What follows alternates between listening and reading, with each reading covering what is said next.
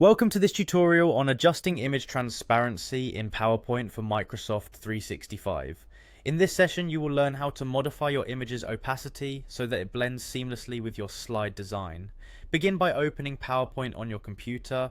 Launch the application in the same way you normally do for your presentations, whether you use the desktop icon, the start menu, or your preferred method for accessing your favorite programs.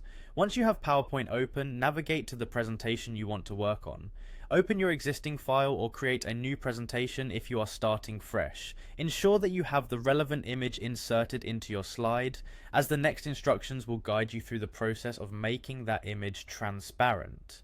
After you have found your presentation and located the image you are interested in adjusting, click directly on that image. This will select it, and you will see that the image is now highlighted, which means that any changes you make will affect that particular object. Selecting the image correctly is crucial because the formatting options that follow pertain specifically to this element.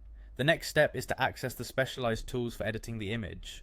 Look for the Picture Format tab at the top of the PowerPoint interface. This is part of the ribbon menu, and it provides a range of options to manipulate images in your presentation.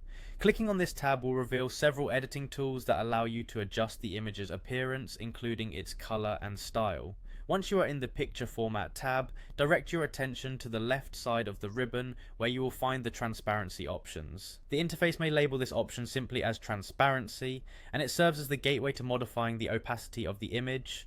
Selecting this option activates a set of controls that let you adjust how see-through your chosen image becomes. At this point, you will see a slider or a set of preset transparency values that you can choose from.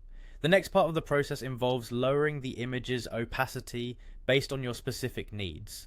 Moving the slider gradually changes the transparency level, allowing you to see in real time how the image blends with the background elements of your slide.